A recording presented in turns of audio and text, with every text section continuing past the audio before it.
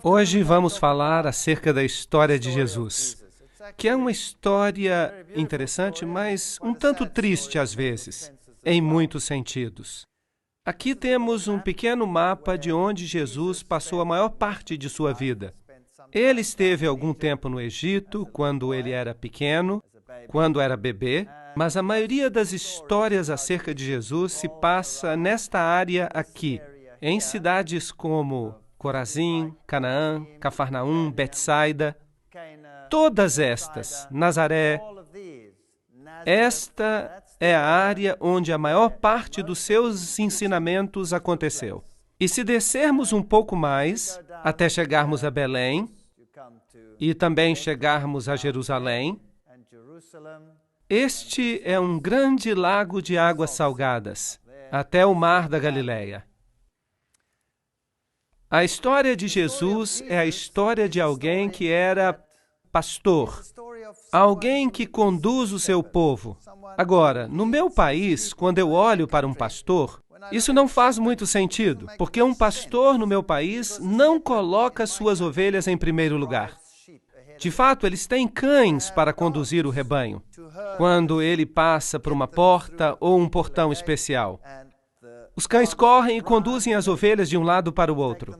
Eles as pressionam para que elas se juntem e, de fato, as ovelhas ficam um tanto aterrorizadas durante todo esse processo. Assim que ver um pastor que conduz as suas ovelhas é algo estranho para nós. Mas essa é uma ilustração típica do Oriente Médio, onde os pastores agem de forma diferente. O pastor guia as ovelhas. Vocês percebem aqui que todas estas ovelhas estão olhando para o pastor. E isso é totalmente diferente do que acontece na maioria dos outros países. Isso é típico do Oriente Médio, onde você tem o pastor e o seu pequeno rebanho ao redor. E percebemos que todas as ovelhas estão olhando para ele. É muito bonito. Eu gosto muito disso. E este pastor tinha o rosto tão enrugado que eu tive que tirar uma fotografia dele. Aqui fizemos um pequeno vídeo de uma cena típica de pastor. Novamente, o rebanho está atrás e o pastor vai à frente. Elas confiam no seu pastor. Vamos ver o vídeo. Ele anda e as ovelhas andam. Não deixam que ele se distancie. Elas estão muito ligadas ao pastor. Esta é uma bela imagem. É assim que Jesus se descreve. Como um pastor, ele nos guia e nós o seguimos. A história de Jesus é a história mais impressionante que já aconteceu no universo. Infelizmente, em todos os lugares que visitamos no Oriente Médio, nós percebemos que esses lugares foram transformados em lugares sagrados. As pessoas creem que há alguma santidade nesses lugares. É bonito estar ali e é bom ver esses lugares, mas eles não são intrinsecamente sagrados. Você pode ter um encontro com Jesus no seu próprio quarto. E mesmo aqui. Claro que se você quiser ampliar os seus conhecimentos e ver como a vida era nessa área, aí é diferente. Mas ir para ali para receber uma bênção especial, isso é um engano. Portanto, esta aqui é aparentemente a caverna onde os pastores se encontraram naquela noite. E você pode ver que há aqui uma estrela no chão, e eles foram informados acerca do nascimento de Jesus. E nesta caverna, eles construíram uma igreja, com relevos ao redor e um pastorzinho neste lugar. Quando o anjo apareceu a ele para lhe dizer que Jesus havia nascido em Belém, é provável que os pastores se encontravam em um campo como este. Portanto, a época do ano não poderia ter sido 25 de dezembro, que, de fato, é uma data para o nascimento dos principais deuses pagãos, como Zeus, Osíris, Júpiter e outros. Como os pastores estavam no campo, isso significa que a época era uma época de clima ameno. Não era no meio do inverno, como seria o dia 25 de dezembro. Este aqui é o campo de Ruth, uma história linda, a história de Ruth, a Moabita, que é outra história da Bíblia que nos mostra que Deus não rejeita as nações. Apesar de Moabe ser uma nação apóstata, Alguém de Moabe aceitou a Jesus como seu salvador pessoal. Eles não o conheciam como tal, porque Jesus ainda não havia nascido. Mas eles acreditaram que o Deus de Israel era o Deus verdadeiro e que podia também ser o seu Deus. Esta é a cidade de Belém, onde Jesus nasceu. E há lugares maravilhosos ali. Alguém já foi até lá? Há lugares lindos e as pessoas de lá são maravilhosas. É como se nós fôssemos transportados de volta à Idade Média, em certo sentido. Este senhor aqui, um senhor de idade, me deixou muito impressionado. Vejam que há muitos rostos enrugados ali. E quando você caminha por estas ruas, é fascinante. Eu já visitei ali algumas vezes, é um tanto perigoso estar nesses lugares. Uma vez fomos apedrejados, mas conseguimos sobreviver.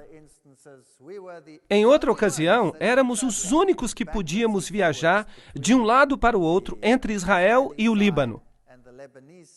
Experiências fascinantes. Os israelitas vêm, constroem um cerco, simplesmente constroem. E todo mundo que está de um lado tem que permanecer daquele lado, e todas as outras pessoas precisam ficar do outro lado. Aconteceu então que eles puseram uma barreira no meio da propriedade deste homem. E este era o nosso guia turístico. Era o único guia que tinha autorização para estar tanto de um lado quanto do outro. Porque éramos os únicos que podíamos passar de um lado para o outro. Todos os demais tinham que ficar de um lado ou do outro. Creio que foi uma providência divina. Penso que Deus estava conduzindo as coisas. E foi fantástico. Fomos a lugares onde ninguém mais podia ir porque estava tudo bloqueado. Tivemos tudo só para nós. Isso foi muito bom, porque há lugares em Belém onde não se pode nem transitar, porque há muitos turistas. E ali as pessoas precisam passar horas, muito tempo nas filas. Mas nós tivemos a igreja toda para nós, totalmente vazia. E os guias turísticos estavam desesperados por dinheiro. Então eles nos levaram a lugares onde normalmente as pessoas não vão. E foi muito bom. Assim que alguma coisa boa saiu de algo mal. Essas são cenas típicas do mercado local. Este é um açougue ou talho. Se você quiser comprar carne, este é o lugar onde você precisará ir. E há um zumbido enorme ao redor. Mas eu não acho que seja uma boa ideia comprar carne. Este homem tentou me vender o seu frango. Ele insistia para que eu lhe comprasse o frango. Assim que ele ficou atrás de nós, insistindo. E eu disse que não estava interessado, mas ele não me largava. Então, eu tive que pechinchar com ele, porque ele pechinchava comigo. Ele insistia e não me deixava e ficava correndo atrás de mim e insistia que eu comprasse o frango. E eu então disse, eu vou pechinchar com ele por esse frango. E ele foi baixando, até que ele ficou muito chateado. E então eu negociei um pouco mais e finalmente ele disse, muito chateado, que eu levasse o frango de graça. Eu disse então, eu sou vegetariano. E ele ficou me olhando totalmente incrédulo. Ele não conseguia acreditar que isso era possível. Mas depois riu e nós nos tornamos então bons amigos. Esta é uma padaria típica e devo dizer que ao olhar o pão não parece muito quente, não é? Bem, de qualquer forma, pão é pão e se assa no forno. E ele parece bom. Mas as mulheres não podem entrar aqui, porque eles não permitem que as mulheres frequentem um ambiente inadequado onde se assa pão. Experimente dizer isso, Bazanca, lá atrás. Eu não creio que ela estaria muito de acordo. E, no entanto, esta é a famosa Igreja da Natividade, onde, segundo eles, Jesus nasceu. Nós nunca poderemos ter certeza que foram mesmo esses lugares. Alguns talvez estejam corretos. E talvez este seja mesmo o lugar onde Jesus nasceu. Pois, é claro, estes lugares foram escolhidos muito cedo na história, e este, em particular, pela mãe de Constantino.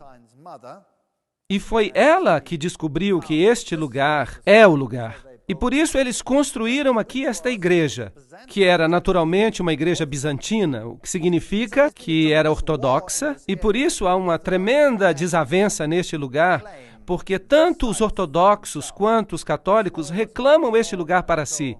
Essa desavença não foi resolvida até que surgiu o movimento ecumênico. E agora esta igreja é partilhada por ortodoxos e católicos romanos. Eles partilham até as suas missas. Agora, você pode chegar até este lugar, mas para entrar, você tem que passar por esta porta, que é bem baixa. Então você precisa se abaixar para mostrar um sinal de respeito e humildade. Por isso, você tem quase que rastejar através dela. E você pode perceber que a igreja está quase totalmente vazia. Quando eu estive ali, mas antes ela estava cheíssima. E o piso é, na verdade, um piso falso. O piso original está por baixo. E ele tem um mosaico original da época de Constantino. Esta é uma igreja muito antiga. E, com certeza, como local sagrado, ela está cheia de mitologias e histórias que provavelmente nunca aconteceram. Mas para mim era interessante, porque os raios do sol que entravam nesta igreja lhe davam um aspecto muito interessante.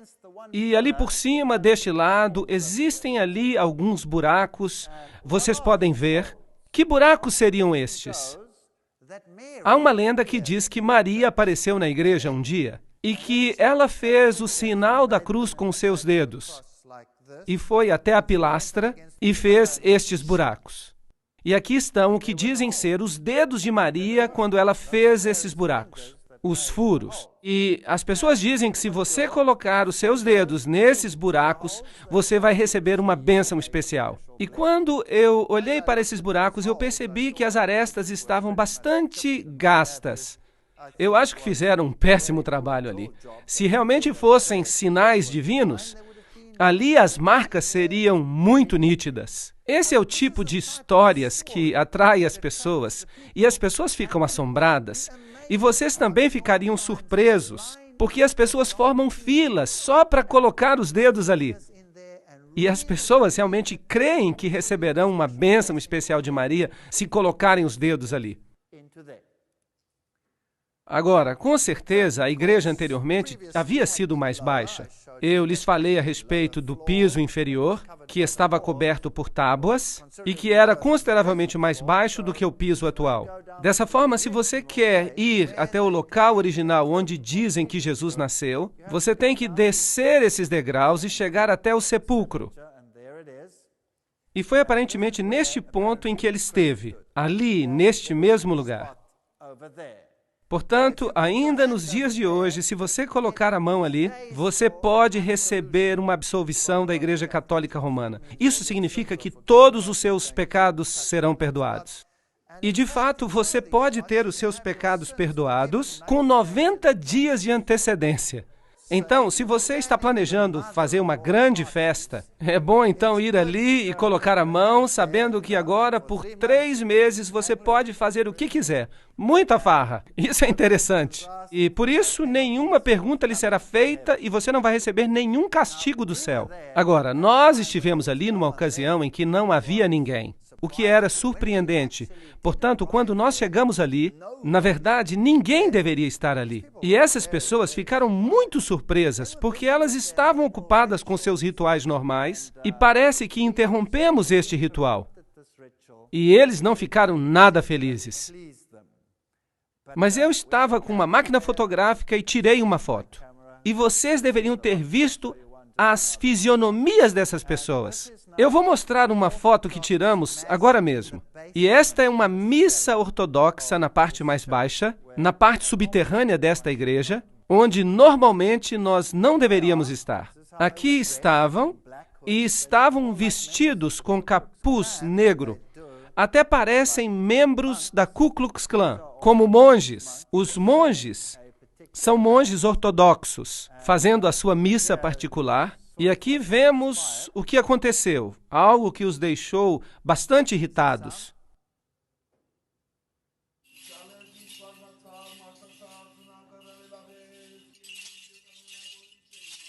Ele está muito irritado conosco porque nós estamos tirando fotografias.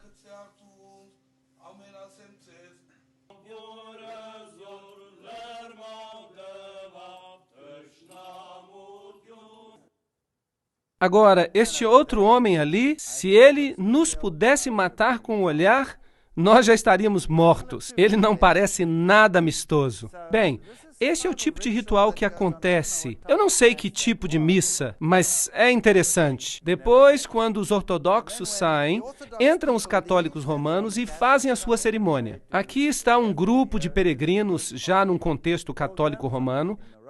Aqui está uma senhora, e havia 3 cruzes diante dela, e o seu rosto está coberto.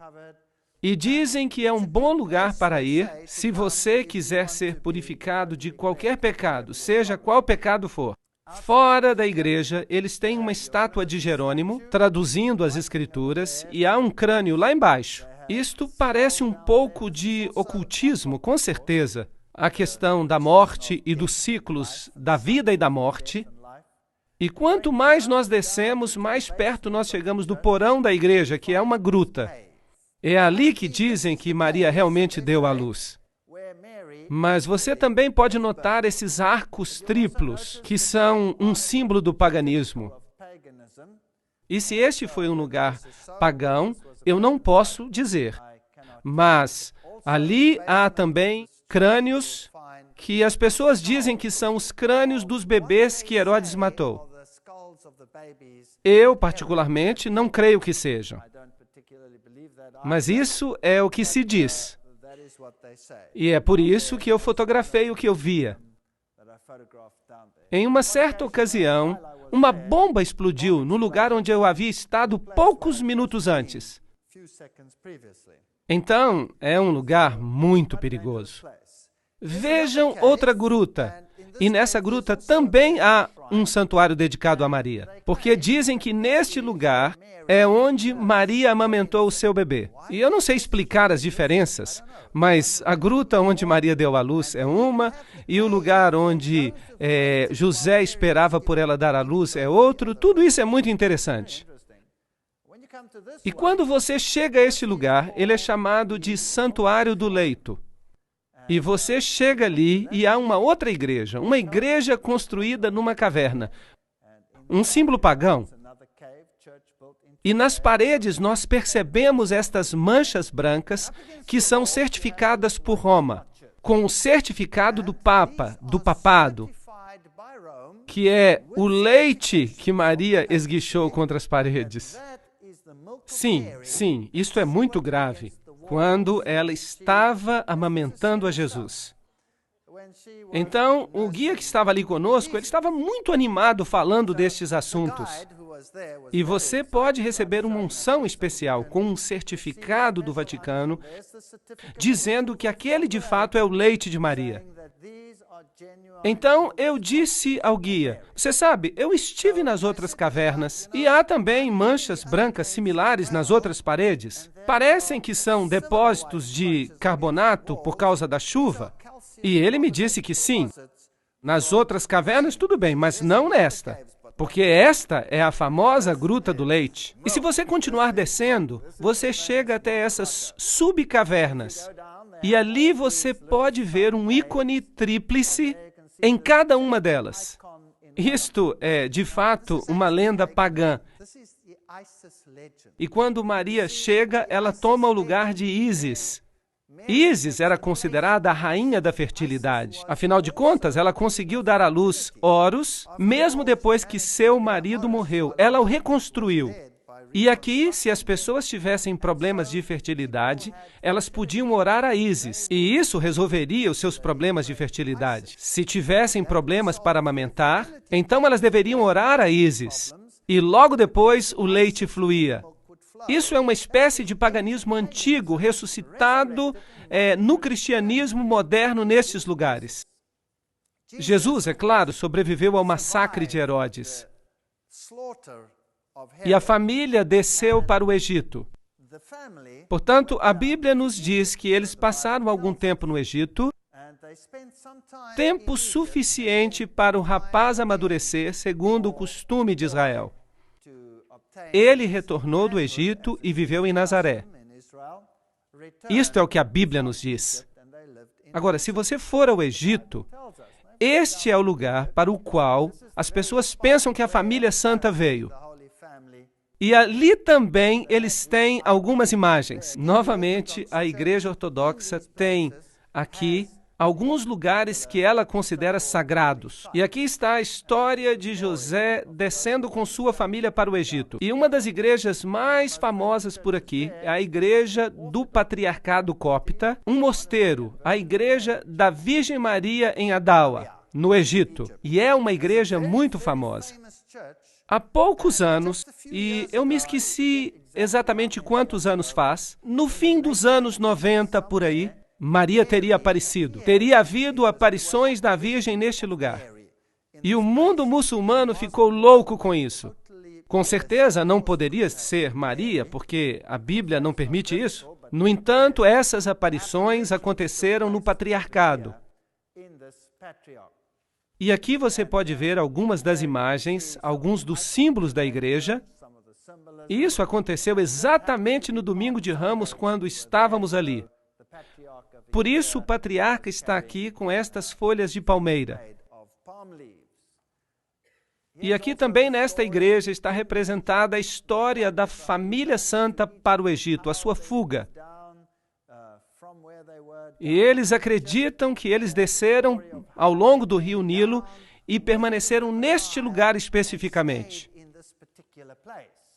E é fascinante que esta igreja tem também um livro de milagres. E a igreja mantém um registro do que aconteceu. E segundo ela, este livro, que é muito pesado, desceu flutuando no Nilo. E sendo este um lugar sagrado, as pessoas aqui são muito fervorosas e elas anelam por receber essas bênçãos. Este é o livro que veio flutuando no Nilo e estava aberto em uma página específica. É muito interessante. Este aqui é o livro. Vocês estão vendo? Vou aproximar. Há um pequeno letreiro que diz o que aconteceu. E em que página estava aberto? É um livro encadernado com metal, mas eles dizem que ele não afundou, que ele flutuou. Eles dizem que é como o machado de Eliseu. E então dizem que a Bíblia flutuante veio na sexta-feira, dia 12 de março de 1967. Após uma manhã de liturgia, as pessoas notaram que havia um objeto flutuando na água. Estavam perto das margens e notaram que era uma Bíblia que estava flutuando nas águas. E estava aberta em Isaías 19:25. Bendito seja o Egito, meu povo. Apesar de estar encharcada com a água e muito pesada, ela estava à tona. E isso foi considerado um milagre pelo povo. Foi considerado glória para Deus e uma bênção para eles. Agora, o fascinante é que o texto de Isaías 19:25, claro que não diz apenas isso, e é um texto que fala sobre o tempo do fim. Diz que haverá uma bênção para o Egito e para a Síria e para Jerusalém, o que significa que a mensagem de Deus terá chegado até mesmo às nações pagãs e que muitos vão aceitar a justiça de Cristo. De certo modo, é uma bonita profecia para o fim dos tempos. Mas eles se ativeram exclusivamente a esta parte para dizer que eles são um povo escolhido. E é a mesma coisa que faz o Alcorão, também dizendo que os ismaelitas são os herdeiros verdadeiros e não Jacó. Este é o lugar onde veio parar a Bíblia flutuante. Agora, enquanto estamos no Egito, quero apenas mostrar-lhes um lugar que eu considerei fascinante. É um lugar que se chama a Cidade dos Escombros. É o lugar mais horrível que eu já vi em toda a minha vida. Enquanto se viaja pelas ruas do Cairo, a Grande Cairo tem cerca de 50 milhões de pessoas que vivem ali ao redor. É a cidade mais caótica da face da Terra. Não há nada parecido com ela. É o Armagedon que vai acontecer. Mas vocês podem imaginar os despojos, os escombros, a porcaria e o lixo que a cidade produz? Agora, em condições normais numa cidade, o que se faz com o lixo? Leva-se para fora da cidade. E se incinera, ou seja o que for. Mas vocês conseguem imaginar 50 milhões de pessoas vivendo num ambiente como este? E essas pessoas tomam os seus entulhos, o lixo, e o levam para a área pobre. E jogam o lixo nas ruas. E há pessoas pobres que buscam no lixo o seu sustento. vivem no meio do lixo dentro da cidade. Há, de fato, uma cidade de lixo dentro da cidade. E se você tira fotografias, eles ficam muito aborrecidos. Por isso que as minhas fotos aqui não ficaram boas.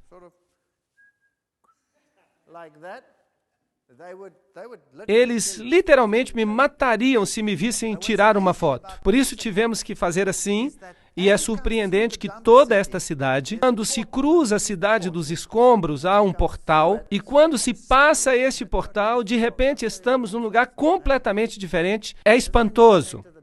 Esta aqui é quando se entra na cidade dos escombros, e esta é a forma como as pessoas vivem ali. Não dá nem para imaginar. O meu coração realmente ficou condoído. Que estão lugares cheios de lixo. Eles vivem aí. Este é o seu lar. E eles vivem no meio do lixo. Sua casa é de lixo. Aqui dá para ver os caminhões de lixo entrando, há centenas. Há um engarrafamento inacreditável. É tudo lixo e o cheiro é insuportável. Nós atravessamos toda a cidade, mas eu não toquei em nada. E ainda assim, eu tive uma inflamação na gengiva. E todo o resto da nossa equipe teve diarreia. Só de passar por este lugar, que é um lugar incrível. Os germes que existem ali são assassinos. As pessoas precisam ter um sistema imunológico de primeira qualidade. Aqui dá para ver os engarrafamentos, bem como o lixo e a porcaria por toda parte. As imagens não são muito boas. Estão um pouco tremidas porque eu tinha que tirá-las de forma discreta. Aqui está um burro levando uma carga de lixo para despejar na cidade. E aqui há alguém tomando chá no meio do lixo, como se pode ver. E aqui está um lixo que foi selecionado.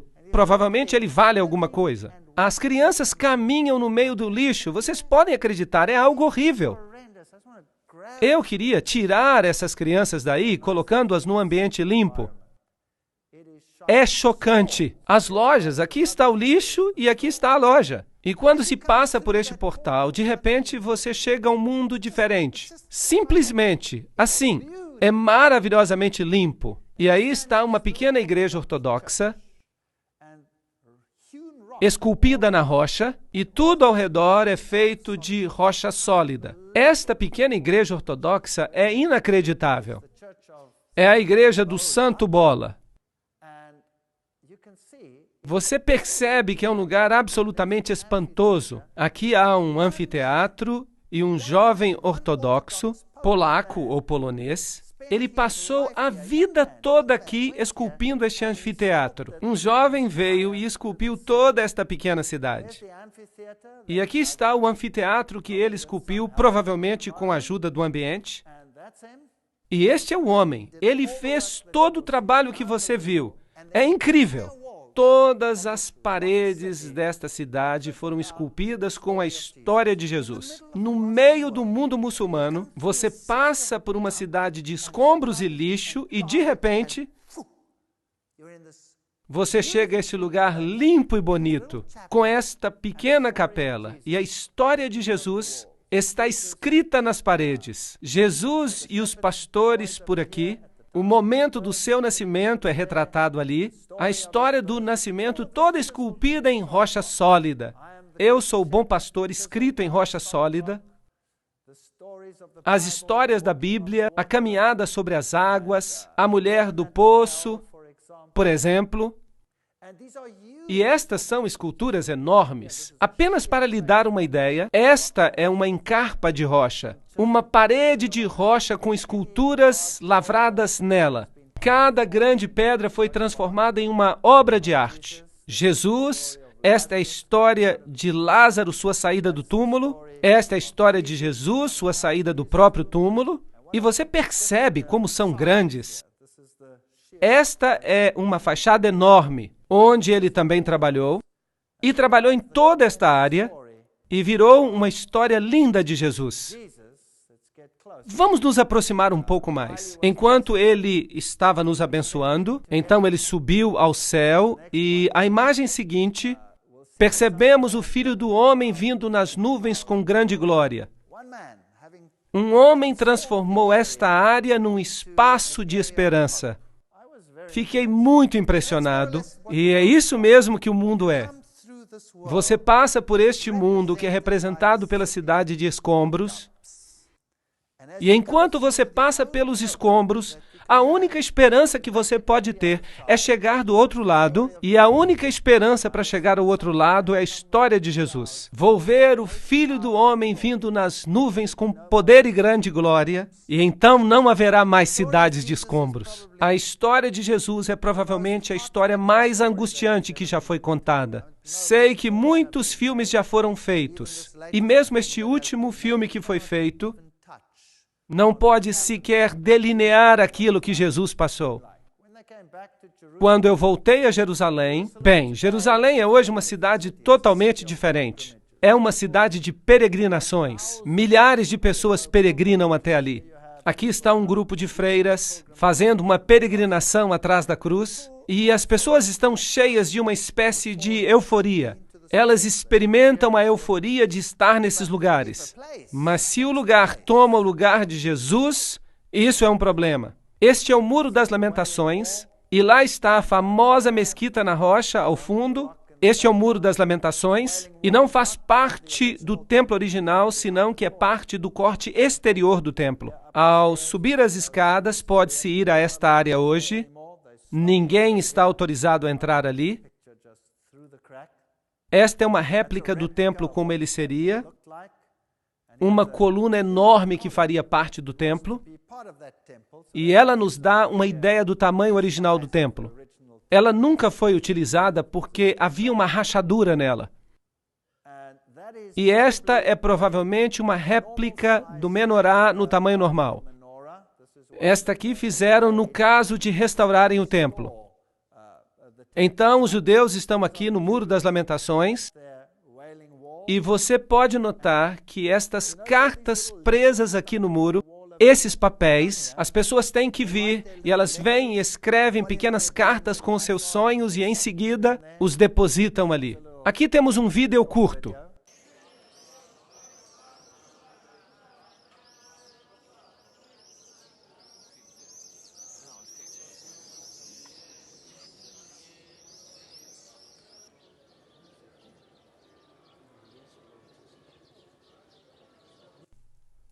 Sabem, quando eu olhei para todas estas coisas, para estes judeus sinceros, em pé, na frente do Muro das Lamentações, mostrando reverência para com o muro, eu me perguntei a mim mesmo, se eles apenas conhecem a rocha, sem compreender a rocha da salvação, se eles simplesmente pudessem compreender que não há salvação em tijolos e que a única salvação está no que esta parede representa. As pessoas têm a tendência de fazer com que lugares comuns sejam considerados santos. Isso é muito triste. E, no entanto, passam por alto a pessoa que esses lugares representam. Debaixo do muro há um túnel e uma passagem chamada secreta. E quando se passa por aqui, chega-se à parte de trás deste lugar, e você pode ver onde os judeus ortodoxos, os rabis, os rabinos, se reúnem. No passado, as pessoas simplesmente os ignorariam, mas os tempos mudaram. Fiquei surpreso. No passado, se você viesse aqui como pagão, eles o detestariam e fariam cara feia. O que faz uma pessoa tão impura num lugar tão santo?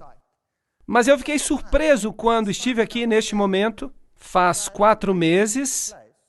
A maioria destes rabis ou rabinos veio e me pediu dinheiro, algo que nunca teriam feito há uns 2 ou 3 anos. A situação está ficando ruim neste lado, para que eles façam uma coisa dessa. Mas este é o lugar mais santo, onde se encontram restos do muro antigo. Aqui está um rabi ou rabino ortodoxo fazendo o seu ritual. Repare que ele tem os 10 mandamentos em sua testa.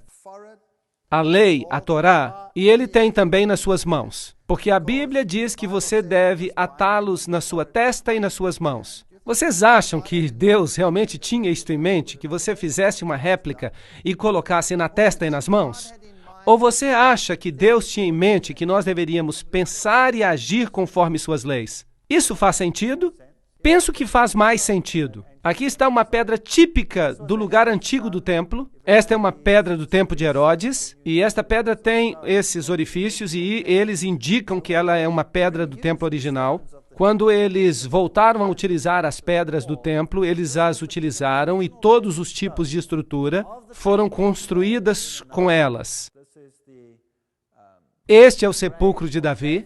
E da mesma forma como nos lugares católicos, só que aqui quem visita mais são os judeus. Este é o lugar onde Jesus foi batizado, e é aqui, na verdade, que a história começa. A história diz que quando Jesus foi batizado, a voz de Deus foi ouvida, dizendo: "Este é o Filho amado em quem me comprazo." E a partir daí, a Bíblia nos diz que Jesus foi levado ao deserto para ser tentado. E Mateus capítulo 4, versículo 2 diz: "E tendo jejuado 40 dias e 40 noites, teve fome. Se tu és o Filho de Deus, manda que estas pedras se transformem em pães", disse Satanás. É uma declaração interessante. Se tu és o Filho de Deus, primeiramente há uma pergunta com dúvida sobre a autenticidade de Deus, e da palavra de Deus, e do Filho de Deus e sua veracidade. E então ele o desafia a ordenar que as pedras se transformem em pães. Mas Jesus respondeu: "Está escrito, nem só de pão viverá o homem, mas de toda palavra que sai da boca de Deus." Claro que é necessário uma boa versão, uma versão fiel como a King James em inglês para ler, senão não vai ser a mesma coisa. Mas isso é outra história. Nem só de pão viverá o homem, mas de toda palavra que sai da boca de Deus. Agora, pensemos nas tentações e pensemos que não foram tentações tão grandes assim. Mas de fato foram, porque nessas tentações Jesus foi tentado em todas as condições peculiares ao ser humano. A primeira coisa que Adão e Eva fizeram foi comer da árvore do bem e do mal. Em outras palavras, o apetite. Era bom comer, mas foi um de seus problemas. E nele Jesus triunfou depois de jejuar 40 dias e 40 noites, onde Adão e Eva falharam, apesar de todo o esplendor e luxo que tinham, conquistando o apetite e conquistando a dúvida. Se tu és o Filho de Deus, Deus realmente disse isto. Portanto, aqui Jesus vence o pecado da dúvida, e ele venceu o pecado do apetite humano, e também a paixão. Tudo de uma vez só. E a tentação deve ter sido muito pior do que a tentação de Adão e Eva. Este é o lugar mais alto do muro antigo. Não temos, de fato, o templo, que deveria estar mais ou menos aqui. Portanto, originalmente, o diabo deve tê-lo trazido a algum lugar por aqui, onde está o muro, e ele o convidou para que ele se jogasse daqui abaixo. Vamos a este lugar aqui para termos uma noção da altura. E a segunda tentação é: se tu és o Filho de Deus, novamente a mesma declaração, pergunta duvidosa, lança-te daqui abaixo, porque está escrito que aos seus anjos dará ordens a teu respeito, e estenderei a minha mão para que não tropeces em pedra alguma. Respondeu-lhe Jesus: também está escrito, não tentarás o Senhor teu Deus. Esta é a segunda grande tentação do homem. E é uma realidade triste. Se escutamos as conferências anteriores, vamos compreender que este é o pecado que a maior parte da humanidade está cometendo. O pecado da presunção. Imaginem duas pessoas que estão tentando resolver uma crise que acontece do outro lado da estrada. E uma dessas pessoas atravessa e diz: eu sou filho de Deus e Deus vai me proteger. Atravessa para o outro lado da estrada. Mas outro vem e diz: Deus existe e há uma crise do outro lado. Ajuda-me a cruzar esta estrada. E ele corre para o outro lado da estrada. Os dois, pelos padrões externos, são absolutamente idênticos. Mas a diferença é que um age com presunção e o outro age com fé. Percebem como as duas coisas estão de fato muito próximas?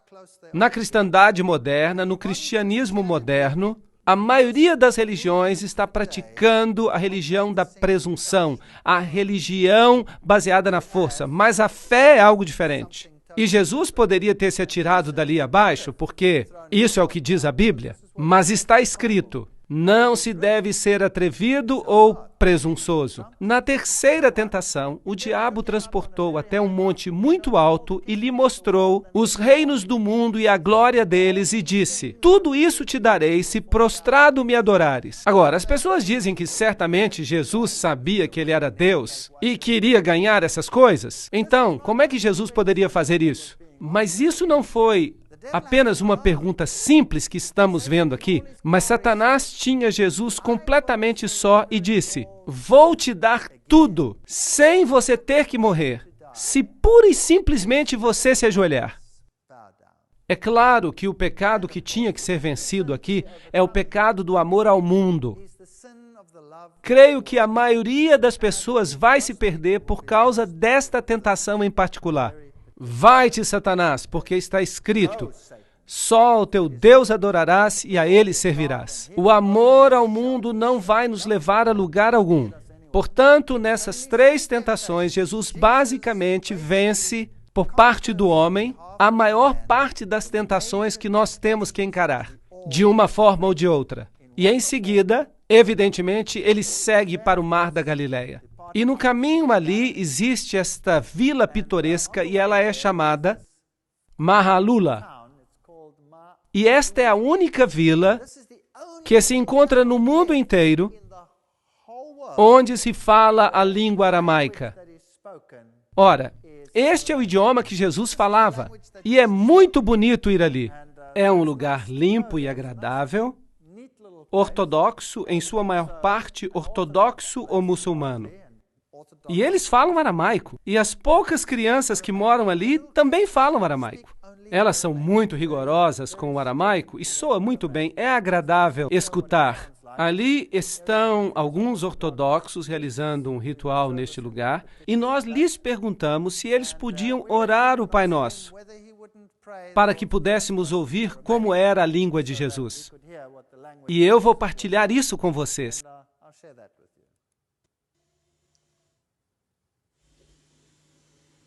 أبو ناحتي بشمو يجكتاش يشماخ يثالي والكاخ جثك اللي روتشاخ يخبش مو تشيب على رعا أبيح لحماح أخو اليوماح وفر ليحتي يوثح من غفر التمخت عن مينح ولو فاشتخل الناح تشاري بيوثح بيس حصل الناح مشيدا.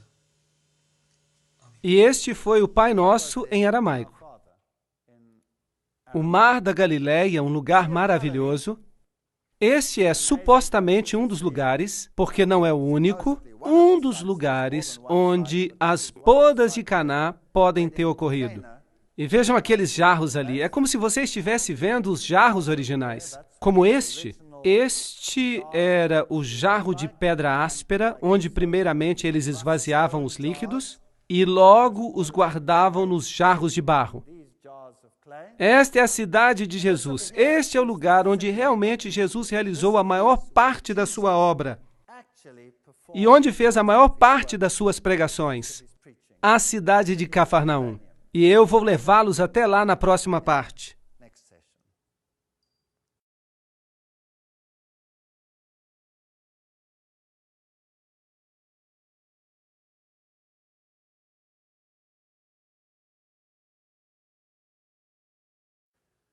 Vamos até a cidade de Cafarnaum, que é conhecida como a cidade de Jesus. Este aqui é um lugar muito famoso. Quando você olha, não parece nada especial, mas em cima disto há um edifício construído. Você pode ver as pilastras de concreto ao cimento e o piso. Esta era a casa de Pedro. Pedro viveu aqui, era a sua casa. E Jesus deve ter se hospedado muitas vezes nesta casa. Se é realmente a casa de Pedro ou não, não podemos ter certeza. Mas a Igreja Católica afirma que esta era a casa de Pedro. E se você quer ver o que foi construído em cima, aqui está uma estrutura enorme de concreto ou cimento que permanece sobre as pilastras da casa de Pedro. E diz ali Beato Pedro Apóstolo. Este é o lugar onde Pedro viveu. Pedro, naturalmente, significa rocha pequena, pequena pedra, e Roma construiu a sua igreja sobre esta pedra. E ali está uma estátua de Pedro, do lado de fora, com um peixe do seu lado, e esta é a estátua gigante de Pedro. É enorme. Esta é uma história fascinante, porque Simão era também o nome de Simão o Mago, e Simão o Mago, de acordo com Aleph Levi, se tornou em Petra. Pedro, que se tornou a base de todo este sistema. E, em outras palavras, ele se tornou uma espécie de sumo sacerdote. O sumo sacerdote dos imperadores romanos. Se eles estão aqui honrando a Pedro, o apóstolo, é muito duvidoso. Talvez eles estejam honrando mesmo a Simão, o feiticeiro, o bruxo, o ocultista. Mas a igreja construiu esse edifício enorme sobre a casa de Pedro. E ao pé da estátua você pode ver símbolos de peixes e todas estas coisas, e eles dizem que este é Pedro, o apóstolo. Um pouco mais longe, à distância, há uma sinagoga. Portanto, aqui há um enorme edifício de cimento ou concreto, com esta enorme estátua de Pedro, e quando atravessamos a estrada, há uma sinagoga remanescente, provavelmente a sinagoga onde Jesus mais ensinou. E há ali uma placa enferrujada que diz, século I, a sinagoga branca, a sinagoga de Jesus. Sabem, se eu fosse construir um edifício cristão grande, não seria no lugar onde Jesus passou a maior parte do seu tempo. Porque construíram numa casa, que provavelmente é a casa de Pedro, não se tem certeza, talvez seja, porque as Escrituras dizem que quando eles saíram da sinagoga, foram até a casa de Pedro, e esta casa está em frente, é possível, mas talvez seja a casa do lado, quem sabe, mas é possível. Agora, esta é a sinagoga onde Jesus realmente ensinou. Aqui está uma outra pequena vila, assim que Cafarnaum era uma cidade e a outra era Corazim. E depois, então, temos o que resta de Corazim, não é muito. Algumas ruínas estão ali. Essas são as cidades que Jesus amaldiçoou. E Jesus disse que os milagres que tinham sido feitos nelas, se eles fossem feitos em Sodoma e Gomorra, e em Sidom, essas cidades teriam aceitado a mensagem. Mas vocês tiveram uma grande oportunidade. Jesus caminhou por essas cidades e não aceitaram. Aqui há um famoso lugar santo. Este é o lugar das bem-aventuranças. E quando se entra ali, é melhor estar devidamente vestido. Esta é a igreja das bem-aventuranças, um lugar muito famoso. E o Papa João Paulo II esteve ali 2 vezes. E aqui temos um conclave. E este é o campo. Este é o campo onde provavelmente Jesus pregou o seu primeiro sermão. Este é um sermão impressionante. Este é o sermão mais complicado, mais sublime que um dia a humanidade ouviu pregar. E a maioria das pessoas hoje menciona este sermão equivocadamente, em extremos terríveis. As bem-aventuranças, Mateus 5, 3 a 10. Jesus começou dizendo, bem-aventurados os pobres. A palavra para bem-aventurado é makarios, que se refere a uma bênção celestial. Uma bênção que só pode vir de uma fonte divina. Que bênção enorme! E a palavra para pobre, em grego, é pitokos, que se refere a uma pobreza absoluta. Nada mais do que uma pobreza absoluta. Nem 2 moedas sequer. E ele começa o seu sermão, e os judeus estão sentados ali há centenas, à espera de que ele se anuncie como Messias. Que diga, eu sou o Messias. Vocês são o povo escolhido de Deus. E eu vim para livrar vocês do jugo romano. Vocês se levantarão e serão os maiores no reino dos céus. Era isso que eles esperavam. Mas o que é que Jesus cita nas suas primeiras palavras como Messias? Bem-aventurados os pobres. Existem várias palavras para pobre no grego. Mas ele usou uma que descreve uma extrema pobreza. Em vez de grandeza e riqueza e maravilhas, qualquer objetivo ao qual quisessem se aplicar deve ser o de pobres de espírito, porque deles é o reino dos céus. E a segunda bem-aventurança foi: bem-aventurados os que choram. Eles queriam alegrar-se, eles não queriam chorar. E a palavra para chorar, e há diversas palavras para chorar em grego, mas a palavra grega, penteo, significa chorar com absoluta tristeza. Como, por exemplo, a tristeza que você poderia ter ao perder um filho único. Esse é o tipo de dor. Bem-aventurados os que choram com este tipo de dor, porque eles serão consolados. Bem-aventurados os mansos, porque herdarão a terra. Esta é uma mansidão de humildade, que não é possível descrever em palavras humanas. E bem-aventurados os que têm fome e sede de justiça, porque eles serão fartos.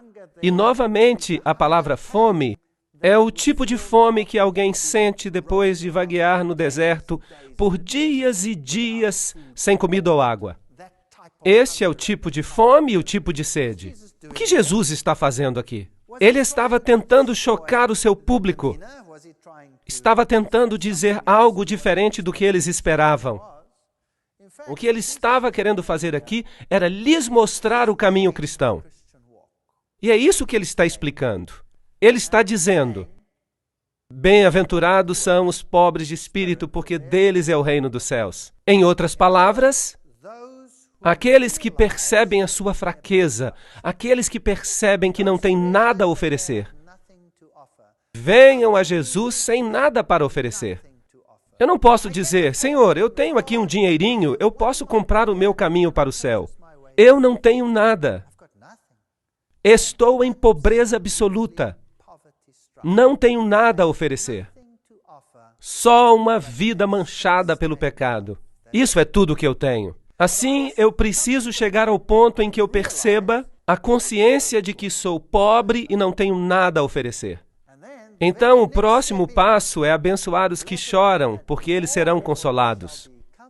Não tenho apenas que perceber que não há nada que eu possa fazer como um indivíduo contaminado pelo pecado, mas devo experimentar a tristeza. Por quê? Pelo pecado. Devo experimentar uma tristeza pelo pecado e eu preciso olhar para o Filho de Deus. Devo sentir a tristeza, devo sentir o arrependimento e devo dizer: Senhor, perdoa-me. Lamento pelo que fiz. Um arrependimento genuíno é o passo seguinte na caminhada cristã. Bem-aventurados os mansos. Depois que você percebe a sua fraqueza, uma vez que você percebe que você é o responsável pela morte do Filho de Deus, uma vez que você tem experimentado uma tristeza verdadeira, não há mais tempo para você ficar em um alto pedestal pensando que é melhor do que os outros. É hora de descer e experimentar a humildade. E saber que os outros e Deus são melhores do que você. É um caminho muito difícil para a humanidade viajar nele. É o contrário de todas as emoções humanas. Bem-aventurados os que têm fome e sede de justiça, porque serão fartos. A caminhada cristã não termina quando percebemos que somos pecadores, ou quando estamos tristes e humildes. Ela tem que continuar em um processo conhecido como santificação. Significa: Senhor, muda o meu caráter perverso. E Paulo diz: eu preciso crucificar o velho homem cada dia e devo pedir a Deus para me transformar. E eu tenho um modelo perfeito que é Jesus Cristo. Por isso devo dizer: Senhor, transforma-me à tua imagem, que eu possa realmente refletir a ti. Desejo ser como tu és e menos como eu. Porque realmente eu me encontro numa situação bastante lamentável. Esta é a caminhada cristã. Mas qual é o passo seguinte? Depois de fazer isso, então você poderá ser misericordioso, porque está escrito: alcançarão a misericórdia.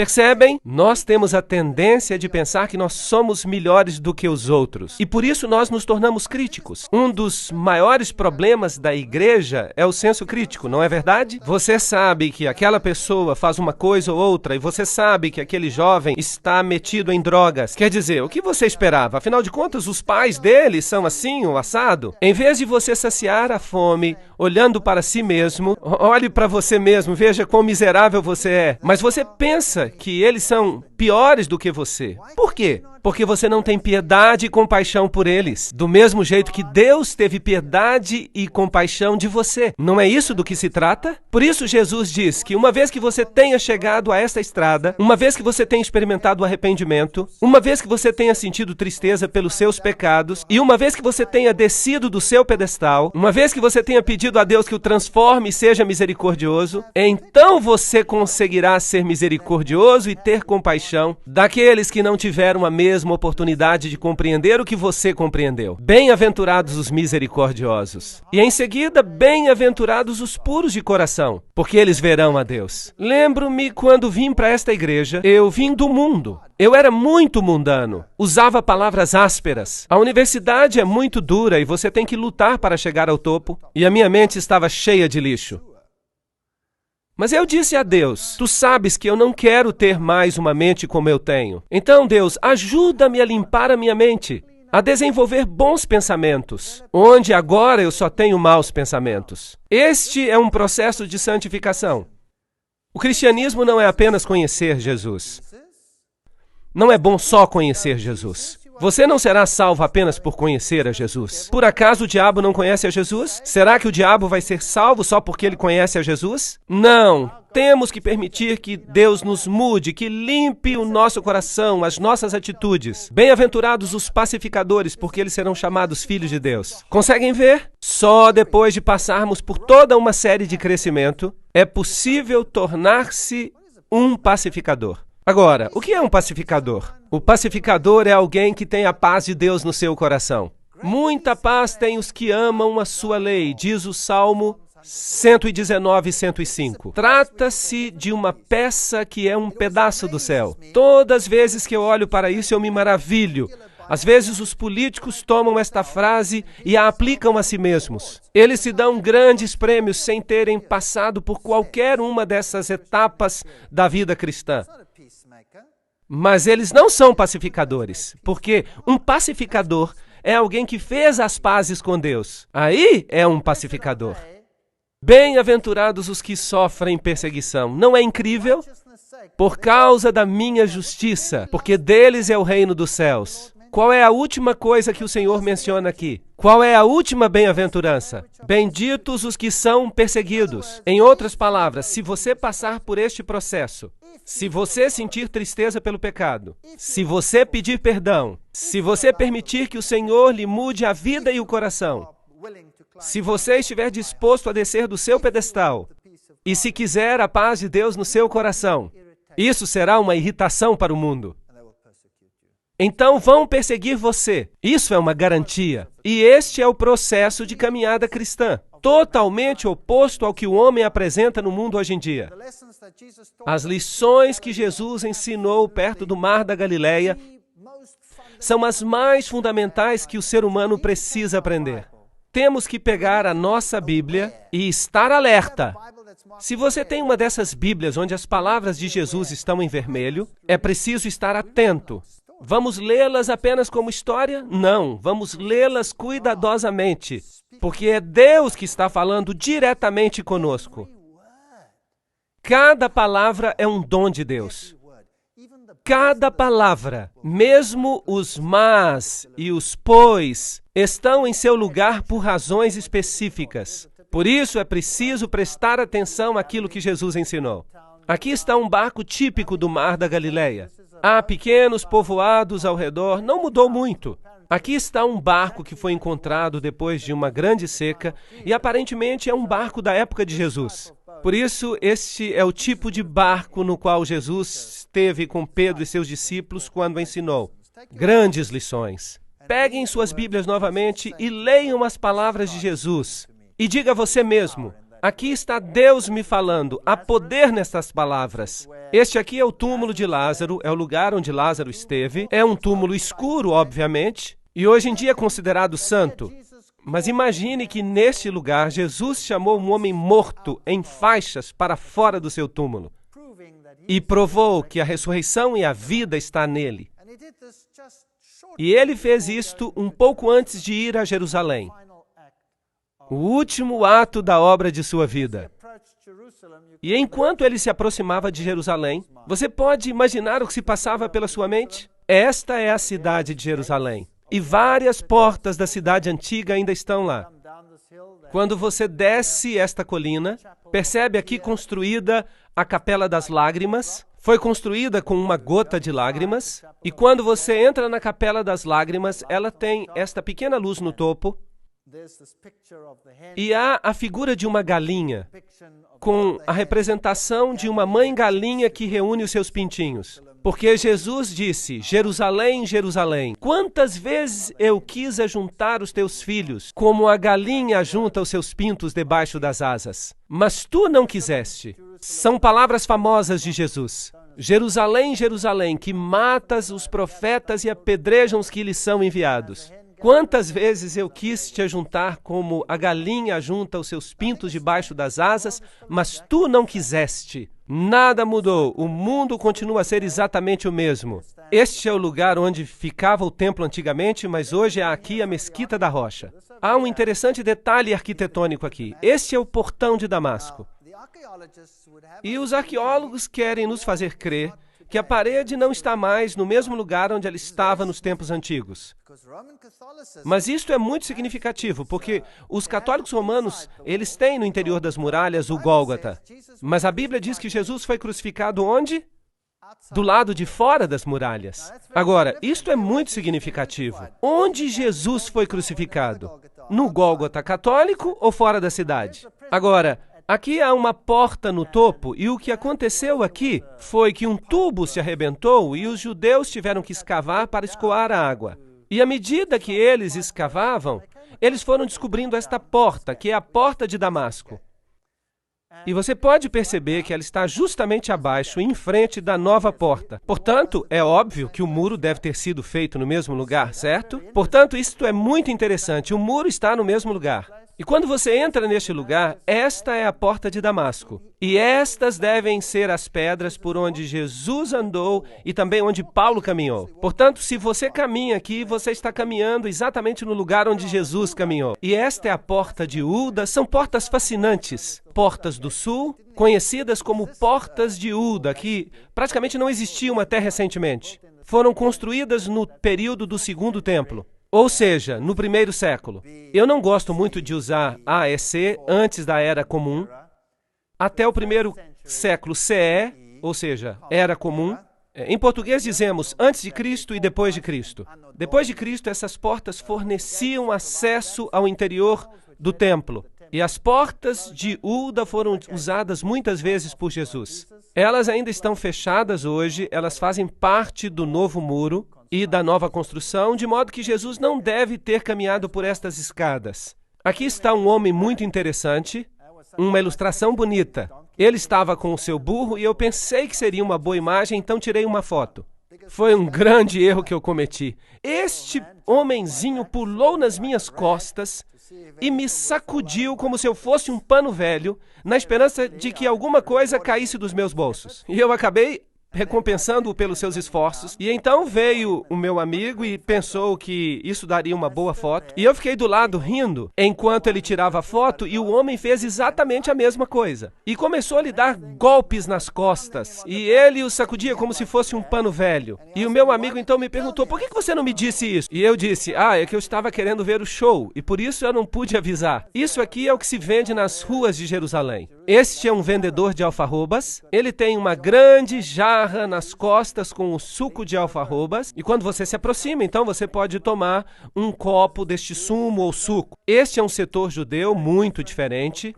Aqui está um moinho velho, com crianças pequenas, judias. Há muitos conflitos neste país. Esta é a velha cidade de Davi, que foi o lugar onde eles cerraram Isaías em 2. Será que você consegue imaginar isso? Alguém sendo cerrado vivo? Que povo cruel! E esta é a igreja ou construção que fizeram em cima do grande cenáculo, onde houve a última ceia, como se diz. E este aqui é o Getsemane. Agora, se você quiser ir ao Getsemane, você tem que escolher qual deles, porque há dois. Este aqui é o Getsemane ortodoxo, e está construída esta enorme igreja ortodoxa nele. E ao lado, um pouco mais afastado, está o Getsemane católico. E do lado de fora há estas enormes oliveiras, e se diz aqui que estas oliveiras são descendentes daquelas onde Jesus foi orar. Lembram-se que Jesus disse ali, a minha alma está cheia de tristeza até a morte, ficai aqui e velai comigo. Mateus 26, 38. Pai, se queres, passe de mim este cálice, mas que se faça a tua vontade, não a minha. E apareceu-lhe um outro anjo do céu que o fortalecia, e entrando em agonia, orava mais intensamente, e o seu suor se tornou em gotas de sangue. Grandes gotas que corriam até o chão. Lucas 43, 44. Há muitas críticas hoje ao filme A Paixão de Cristo. O título do filme não é muito agradável para mim, mas, no entanto, retrata o sofrimento de Jesus, sem ser bíblico. De fato, não conseguiram representar devidamente o sofrimento de Jesus. Eu não vi o filme, mas eu mesmo tenho lido bastante sobre isso e eu posso lhes dizer que Jesus sofreu tremendamente. E a história bíblica é um tanto dispersa. Precisamos juntar as peças para compor a história e realmente entender o que aconteceu com ele. O que se passou com Jesus no jardim foi que ele tinha tanta ansiedade que os vasos sanguíneos da sua pele se romperam. Esta é uma condição médica que ocorre algumas vezes ainda hoje. E é muito raro que alguém sobreviva a esta condição. O estresse e o trauma são tão grandes quando os vasos sanguíneos se rompem por ansiedade que as pessoas normalmente morrem. Portanto, o que deve ter acontecido aqui é exatamente a mesma coisa. E Jesus podia ter morrido aqui, mas apareceu um anjo do céu e o fortaleceu, para prepará-lo para o que estava por acontecer. A Bíblia nos diz que nessa noite os discípulos o abandonaram e fugiram. Marcos 14, 15. Todos o abandonaram. Este é o Getsemane católico, apostólico romano. E aí está, mais uma vez, a famosa pedra onde se diz que ele orou e suou gotas de sangue. Agora, é preciso lembrar que o paganismo também é louco por pedras. O paganismo tem grutas famosas, pedras famosas, e as pedras formavam uma parte muito importante do paganismo. Mas também nas histórias da Bíblia, os patriarcas também fizeram altares de pedra. Mas eles não adoravam as pedras. Eles cultuavam a Deus, mas utilizavam as pedras como altares de sacrifício a Deus, que eram um tipo do sacrifício de Cristo.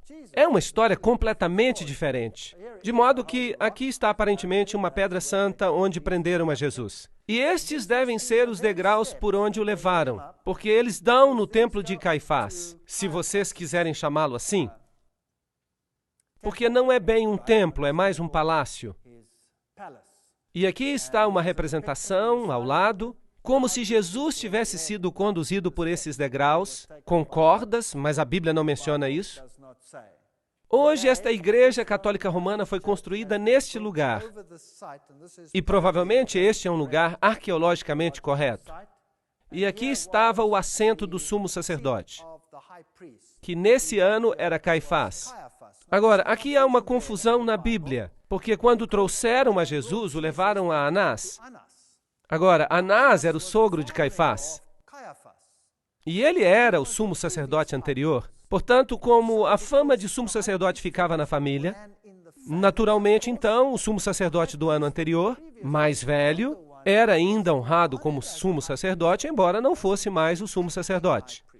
E por isso a Bíblia é frequentemente criticada pela sua descrição. Mas a sua descrição está correta. E alguns críticos dizem também que ninguém como Caifás de fato existiu. Bem, finalmente eles encontraram o seu sarcófago, com o nome de Caifás, sumo sacerdote, sobre ele. Portanto, isto é histórico também. Então, quando olhamos para o julgamento de Jesus, a Bíblia menciona 7 julgamentos de Jesus. O que é fascinante, porque o número 7 é o número de Deus. Mas não se percebe isso com a leitura casual dos evangelhos. Sobre estes 7 julgamentos, é preciso analisar os 4 evangelhos e associá-los cuidadosamente aos acontecimentos, porque nem todos os julgamentos estão em todos os evangelhos. Alguns se concentram em Pilatos, outros se concentram no julgamento de Herodes. Jesus foi primeiramente levado a Anás. Primeiro a Anás. E ali houve um julgamento perante Anás.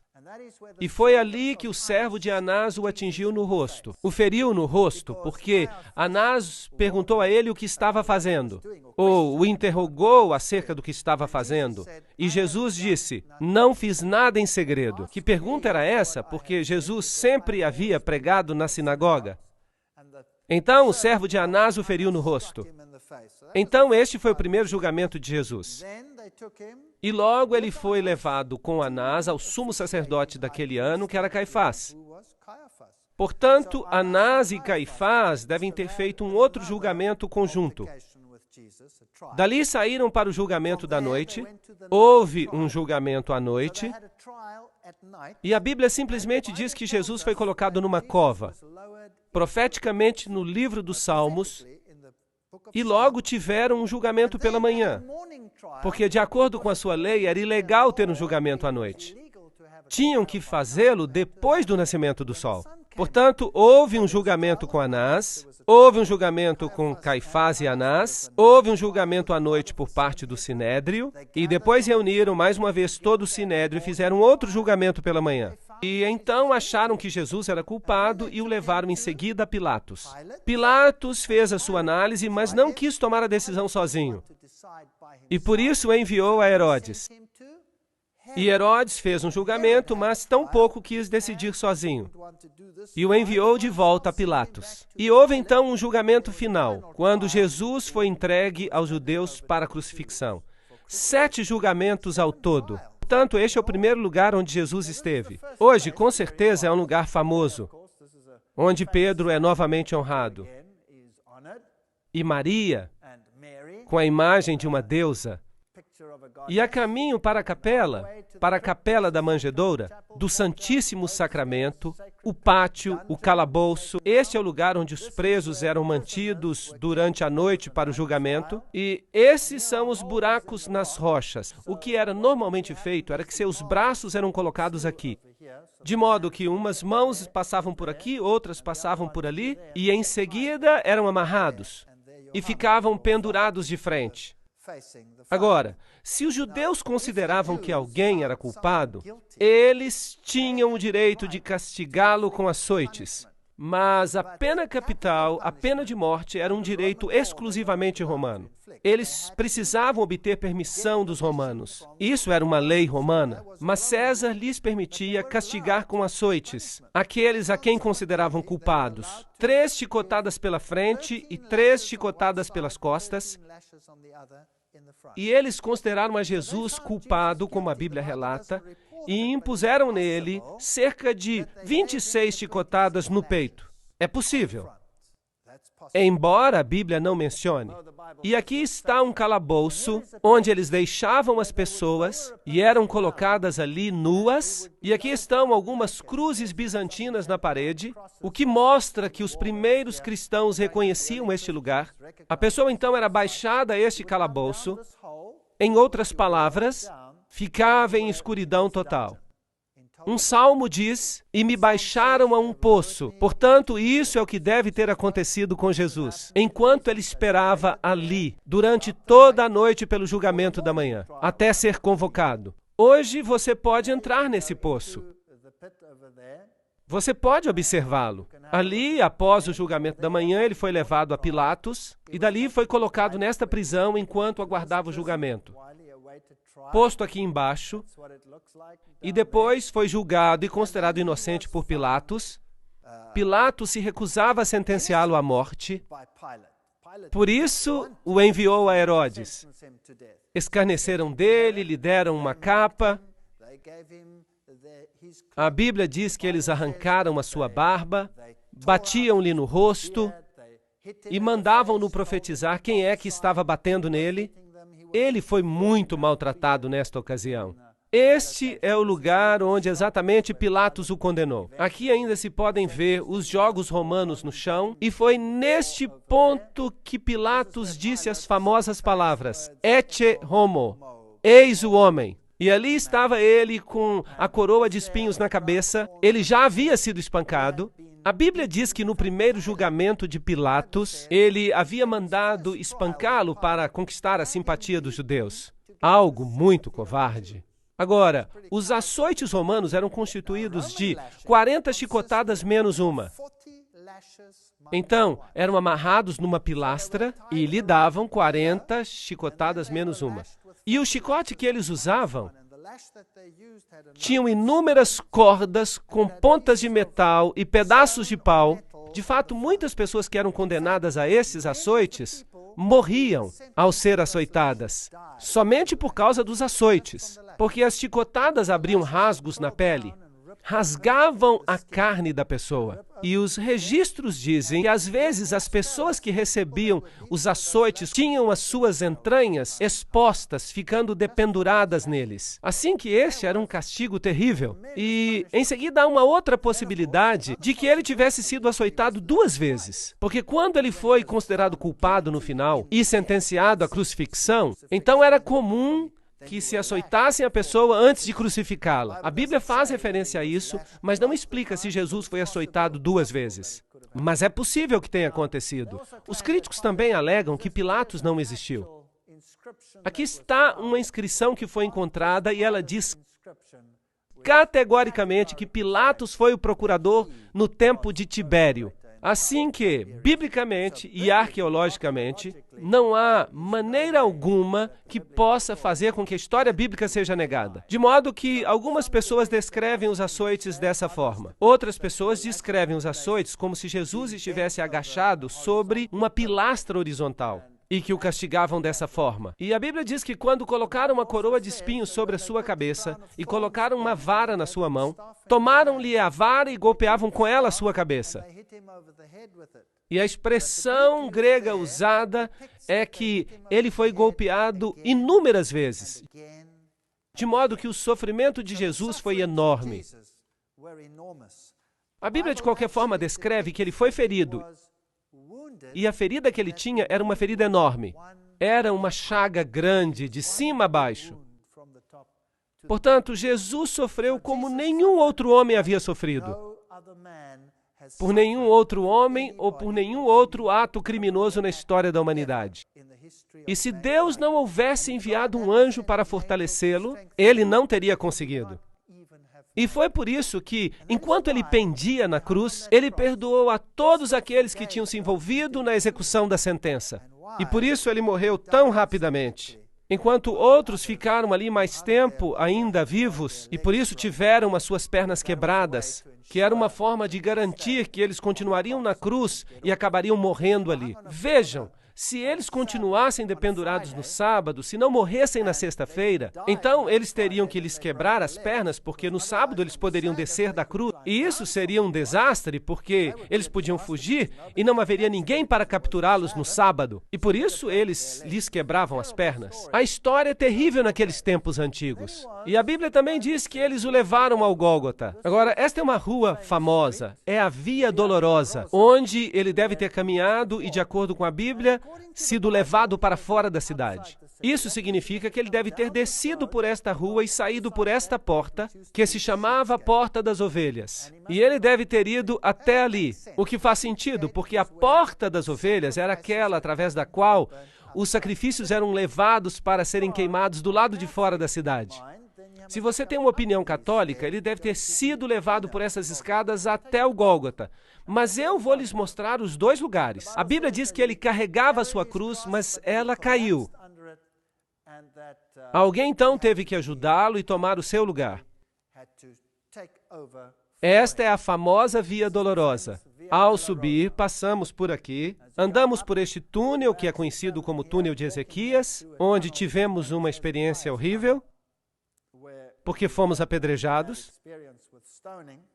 E aqui está o famoso sepulcro católico, a famosa igreja que reivindica ser o Gólgota. Felizmente, para os católicos romanos, tudo parece apontar de fato para esta igreja. Tanto o lugar onde se situava a cruz, quanto o lugar onde está o sepulcro. Tudo numa igreja. É muito conveniente para os peregrinos. Do lado de cá há uma placa, há romãs, uvas. As romãs e as uvas, exatamente como você teria no tempo de Baal. Exatamente as mesmas. Muito interessante, pequenas anomalias pagãs neste lugar. Quando se chega ao Gólgota católico, você tem várias urnas de penduradas com sais sagrados. Você tem as famosas pedras novamente. Aqui está um homem beijando uma pedra. Aparentemente, esta é a pedra onde deixaram o corpo de Jesus depois de tirá-lo da cruz. Aqui está o famoso sepulcro onde se pode entrar. Aqui o lugar onde ele foi supostamente enterrado. E este é então um lugar sagrado. Se você entra ali, você então paga ao sacerdote e ele lhe dá uma bênção e você fica absolvido por um certo número de meses. É de fato um lugar muito pequeno e a Bíblia nos diz que havia uma pedra enorme que era rolada em frente do local, mas aqui é um lugar bem pequeno e é o local onde eles dizem que está o sepulcro, como se pode ver. Pode-se dar uma volta e se ter uma noção do tamanho. Percebem-se aqui as velas e é tudo muito pequeno, isso é tudo. Isso é tudo que há para ver. Se você subir as escadas da igreja, então você chega a um local onde as pessoas ficam muito reverentes. E aí estava o Gólgota. E eles têm todas essas estátuas de Jesus com Maria e as mulheres à volta e muitas outras, com ouro, prata e brilho. E há um lugar bem aqui onde dizem que se encontrava a cruz. Agora, há um outro Gólgota ortodoxo, e dentro da mesma igreja você pode escolher se você quer colocar o dinheiro num lugar ou no outro. Você pode escolher. E quando você entra nesse lugar, então você tem uma bênção especial. Algo que ninguém gostaria de perder. Por isso, eu e o meu amigo fomos ver o que era. E aqui está uma pedra que eles dizem ser a pedra do Gólgota. Logo ali na igreja, eles dizem que esta é a caveira. Portanto, este é o famoso Gólgota católico romano que recebe a maioria dos peregrinos do mundo. Se você sair pela Porta das Ovelhas, que hoje se chama Porta do Leão, mas no tempo antigo se chamava Porta das Ovelhas, se você sair, e lembre-se que o muro está provavelmente no mesmo lugar onde estava o muro antigo, segundo a arqueologia, então você tem um problema, porque este Gólgota católico está dentro da cidade. Mas a Bíblia diz que ele foi crucificado fora da cidade. A salvação é para todos. Não é só para uns poucos selecionados dentro da cidade. E assim, quando você sai, você vê esta pedra enorme, que ainda hoje tem o rosto de uma caveira nela, e em cima hoje há um cemitério muçulmano, e é chamado o lugar da caveira. De fato, isso era uma pedreira. Fascinante. Esta é a pedreira de onde Salomão havia cavado as pedras que ele usou no templo. Fascinante. Na verdade, todo este vale, e ele é parte de uma montanha que continua desde a direita até a esquerda, e que finalmente formou o monte onde estava o templo. E é provavelmente neste lugar onde Abraão provavelmente simulou um tipo de morte do Filho de Deus, através do sacrifício que ia fazer de Isaac. Mas Deus disse, você não tem que prover o seu filho, eu vou enviar o meu. E este é de fato o mesmo monte. Que fascinante! Assim que faria sentido que Jesus morresse no topo dessa colina. Deus é amor. Porque Deus amou o mundo de tal maneira que deu o seu Filho unigênito para que todo aquele que nele crê não pereça, mas tenha a vida eterna. João 3,16. Fora, bem próximo, na base da montanha, está uma tumba com um jardim. E em seguida tomaram o corpo de Jesus e o envolveram com linho e especiarias, da maneira como os judeus costumavam sepultar. E nas proximidades do lugar onde foi crucificado havia um jardim, e no jardim havia um sepulcro, que nunca havia sido utilizado para enterrar a ninguém. Isso é o que a Bíblia diz. Portanto, é totalmente diferente do local que está dentro da cidade. Portanto, há um jardim fora da cidade, e ainda hoje este belo jardim existe, mas a palavra jardim na Bíblia significa uma espécie de fazenda, um vinhedo, e aqui há um velho lagar para uvas, portanto faz sentido, e ainda hoje é um belo jardim. E ali, após escavarem para a construção de uns edifícios, eles descobriram este lugar.